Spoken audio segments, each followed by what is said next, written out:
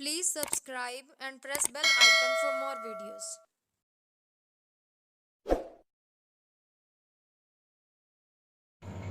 Welcome students, आपका स्वागत है माई एक्स्ट्रा क्लास की इस नई वीडियो में। आज का जो हमारा टॉपिक है वो रहने वाला है बिजनेस स्टडी के एक टॉपिक एमएसएमई के ऊपर, जिसकी फुल फॉर्म होती है micro small medium enterprises. Means जो हमारे जितनी भी इंडस्ट्री होती है उसको हम 3 कैटेगरी में डिवाइड करते हैं। जो छोटी इंडस्ट्री होती है मींस उसको एक माइक्रो में कर देते हैं, स्मॉल में और मीडियम एंटरप्राइजेज में। माइक्रो में क्या आता है, जहाँ पे 1 से 2 बंदा काम करते हैं किसी बिजनेस में। स्मॉल में आता है जहाँ पे सैकड़ों की तादाद में काम करते हो, लगभग 50 तक या 100 तक बड़ी ज़्यादा से ज़्यादा।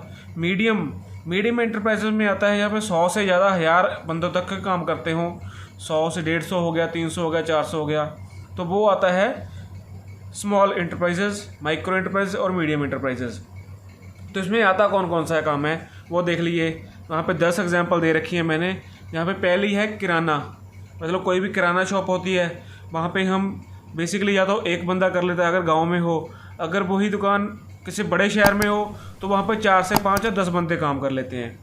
मिल्क का काम, दूध का काम, जहाँ पे घर में हो करना हो तो एक बंदा कर लेता है। शहर में करना हो 2 से 3 बंदे कर लेते हैं। अगर उसको बड़े स्केल पे करना है तो 25 से 30 बंदे आपस में मिलके अपना वर्क डिवाइड करके वो करते हैं। उसके अलावा पोल्ट्री का काम एक ऐसा काम है जिसमें हमें 10-20 से लेके 100 बंदों तक की ज़रूरत पड़ती है, क्योंकि उसमें जो भी हम पोल्ट्री का काम करते हैं किसी भी चीज़ का, चाहे वो मुर्गियों का हो या वो सूअर की पोल्ट्री का करना हो या किसी अन्य जीव जंतु का करना हो, तो उसमें उसको फीड से लेके उसको आगे सेल करने तक या उसकी नई ब्रीड खरीदने तक अलग अलग डिपार्टमेंट में होते हैं। तो उस तरीके से वर्क डिवाइड होता है। उसके अलावा क्या होता है, ब्यूटी पार्लर या फिर सैलून। उसमें क्या होता है, अगर कोई गांव में है तो 1 जना कर सकता है, 2 जना कर सकता है, 5 जने कर सकते हैं। कोई शहर में है तो 10 से 20 जने कर लेते हैं। उसके अलावा बुक शॉप या फिर बुक प्रोडक्शन, इसमें भी ऐसा ही होता है। अगर आप सेल करते हो तो आप 1 जने या 2 जने का उसकी शॉप निकाल सकते हो। ज़्यादा प्रोडक्शन मास स्केल पे करनी है तो 25 से 30 जने वो मिलके कर लेते हैं। उसके अलावा मिल किसी भी तरीके की हो सकती है, वो फ्लोर मिल हो सकती है या फिर आपकी क्रूड ऑयल, जैसे आप सरसों का तेल निकालते हो, कच्चा तेल, उसकी हो सकती है। आप सोयाबीन का तेल निकालते हो, आप हल्दी को पीस के देते हो आगे, ठीक है ना। किसी भी तरीके का उसे आप खल निकालते हो, जैसे हम ऐसी कपास से निकालते हैं। उसके अलावा आपका इस कपास से आप कपड़ा बनाते हो, वो मिल हो सकती है। किसी भी तरह की मिल हो सकती है, शुगर मिल हो सकती है जिससे आप शुगर से चीनी बनाते हो।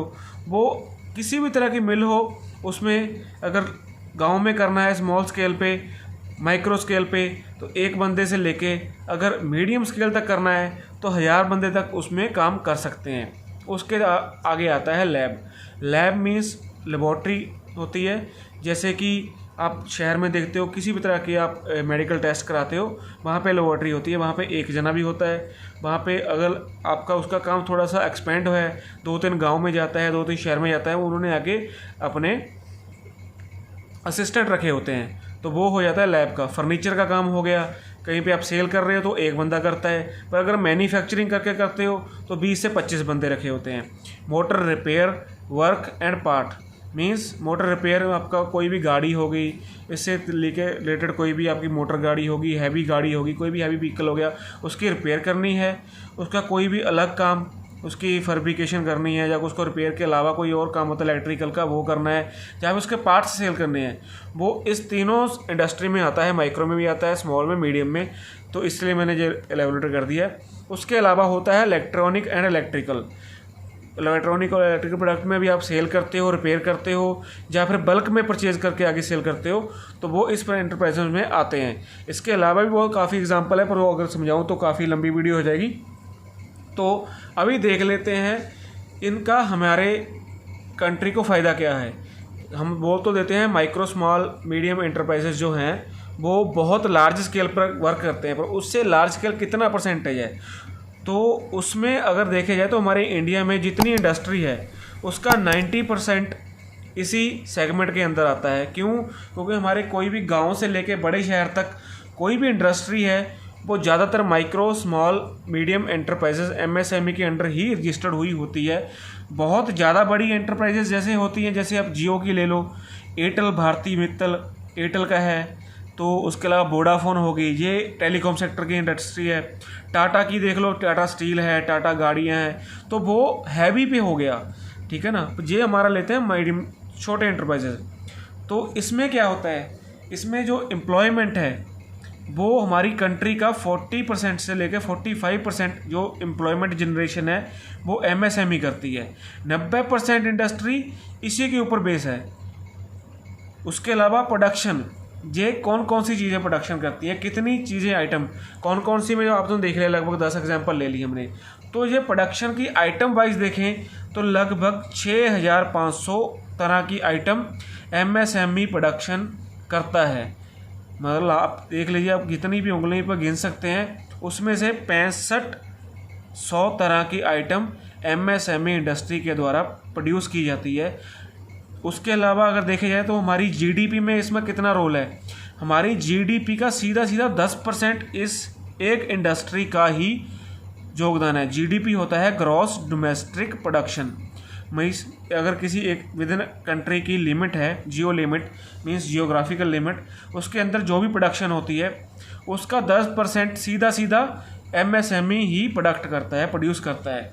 उसके अलावा देखा जाए तो एक हमारी मेन चीज़ होती है, वो होता है हमारा एक्सपोर्ट। एक्सपोर्ट में क्यों हम ज़्यादा प्रेफर करते हैं, क्योंकि जब हम किसी चीज़ को एक्सपोर्ट करते हैं तो हमारे पास बाहरले देश की करेंसी आती है, किसी अदर कंट्री की करेंसी आती है, चाहे वो डॉलर में हो, यूरो में हो, दिनार में हो, बांग्लादेशी टका हो, नेपाली रुपया हो, श्रीलंका का रुपया हो। अगर हम उसको कोई अपनी चीज़ बेचेंगे तो हम उसका ही करेंसी लेंगे अपने पास, तो हमारे पास करेंसी का भंडार होता है, ठीक है ना। जैसे हम बाहरली कंट्रों से क्रूड ऑयल लेते हैं, कच्चा तेल लेते हैं, तो हम उनको अपना अमेरिकन डॉलर में करते हैं ऐसी डील। अगर हम अमेरिका को कोई चीज़ सेल करेंगे तो उससे अमेरिकन डॉलर हमारे पास आ जाएगा, तो उसी अमेरिकन डॉलर से हम उनसे कच्चा तेल ले लेंगे। अगर हमारे पास अमेरिकन डॉलर नहीं होगा तो हमें उनसे वर्ल्ड बैंक से लोन लेना पड़ता है। इसी तरह से अगर हमें लोन लेंगे तो हमारे पास महंगाई ज़्यादा हो जाएगी। तो उस सब से बचने के लिए हम सबसे ज़्यादा फोकस करते हैं एक्सपोर्ट पे।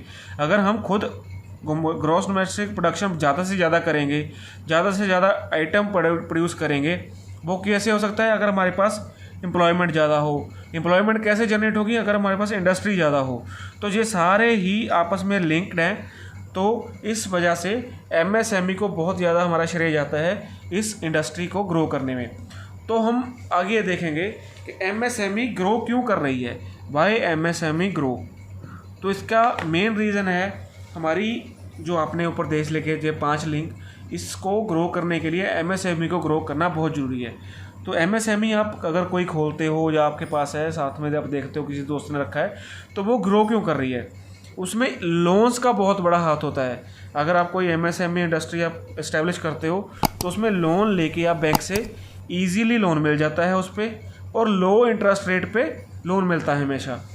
कोई आपको बहुत ज़्यादा उसमें माथापच्ची नहीं करनी पड़ती। सिंपल से डॉक्यूमेंट्स होते हैं, आपकी इनकम टैक्स की रिटर्न देखी जाती है, या अगर रिटर्न नहीं है, अगर आप कोई मैन्युफैक्चरिंग का काम खोलना चाहते हो, तो हमारी सरकार ने कुछ बैंक्स को कुछ स्पेशल स्कीम दे रखी हैं, जिसके अंदर आप MSME के अंदर रजिस्ट्रेशन करा के आप इजीली लोन लेके वो काम खोल सकते हो। उसके अलावा लो टैक्सेशन, हमारी सरकार ने MSME इंडस्ट्री के अंदर जो रजिस्टर्ड फर्म्स होती हैं उसको जो रेट अपना टैक्स का है वो लो स्लैब में रखा है, कोई ज़्यादा हाई स्लैब नहीं दे रखी है। अगर आप कम भी कमाते हो तो आपको बहुत नॉमिनल सा इंटरेस्ट टैक्स देना पड़ता है। अगर आप ज़्यादा कमाते हो पर आप उसमें सेविंग दिखाते हो, या फिर उसके अलावा आप 80C की प्रोविज़न होती है, बहुत सी प्रोविज़न होती है, आपको उसको मैं अलग वीडियो में एलेबोरेट करूँगा। तो लो टैक्सेशन उसका एक बहुत मेजर रीज़न है कि आपको जितना कमाते हो मेनली आपका प्रॉफिट में ही जाता है, वो आपका टैक्स में नहीं जाता। पर जब हैवी इंडस्ट्रीज़ हैं उनको हाई टैक्स पे करना पड़ता है हाई प्रॉफिट के ऊपर, पर आपका अगर प्रॉफिट हाई है तो आपका टैक्स फिर भी लो रहेगा। उसके अलावा क्या होता है, इजी लाइसेंस और सर्टिफिकेट। लाइसेंस मीन्स मैंने आपको बोला था रजिस्ट्रेशन को ही लाइसेंस या फिर सर्टिफिकेट का नाम दिया जाता है। आपकी रजिस्ट्रेशन बहुत इजीली हो जाती है। अगर आपने कहीं से काम सीख रखा है, आपने कहीं से सरकारी अदारे होते हैं जैसे, वहाँ से आपने, जैसे अभी स्किल इंडिया चल रहा है, वो आप हमारी बहुत अच्छी इनोवेटिव है। स्किल इंडिया या फिर मेक इन इंडिया देख सकते हो आप, वो हमारा लगभग 2014 में से चल रहा है। इन दो हमारे जो इनिशिएटिव है, इनके अगर आप आपने इनके अंदर ट्रेनिंग ले रखी है, स्किल इंडिया जाकर मेक इन इंडिया के अंदर आपने, तो आपको एक सर्टिफिकेट इशू होता है। उसके आधार पे आप अपनी MSME के लिए अच्छे से इजी से लाइसेंस ले सकते हो, इजी से उसकी सर्टिफिकेशन करा सकते हो। पोल्यूशन की करवानी हो या फिर किसी और तरीके की, वो आपको ईजिली मिल जाएगी क्योंकि आपने पहले ही उस चीज़ की ट्रेनिंग ले रखी है। तो इसको ज़्यादा वीडियो को लंबी नहीं करके मैं समराइज़ करता हूँ अभी। तो हमारा जो टॉपिक था मीडियम स्केल, माइक्रो स्केल या फिर माइक्रो या स्मॉल स्केल में, तो हम उसको बोलते हैं MSME इंडस्ट्री, MSME एंटरप्राइजेज। ये उसके 10 एग्जांपल्स हैं। इसके अलावा भी एग्जांपल्स हैं, वो आपको एक मैं अलग वीडियो में बताऊंगा इसकी क्या इंपॉर्टेंस है MSME की हमारी इंडियन इकॉनमी में, वो देख सकते हो आप। और MSME ग्रो क्यों कर रही है वो जी। तो सारा टॉपिक मैंने लगभग कवर कर दिया। अगर कुछ रह रहा हो तो आप नीचे कमेंट बॉक्स में कमेंट करके बता सकते हो। अगर आपको ये वीडियो अच्छा लगा, टॉपिक अच्छा लगा, इसके अलावा आपको कोई और टॉपिक चाहिए, तो आप नीचे कमेंट बॉक्स में कमेंट करके ज़रूर बताना। जाते जाते हमारे चैनल को सब्सक्राइब जरूर करना और लाइक करना, इस वीडियो को शेयर करना अपने फ्रेंड्स के साथ, ताकि आपको अच्छी सी नॉलेज और मिल सके अगर आप हमारे चैनल सब्सक्राइब करोगे। तो जाते जाते थैंक यू देखने के लिए, धन्यवाद।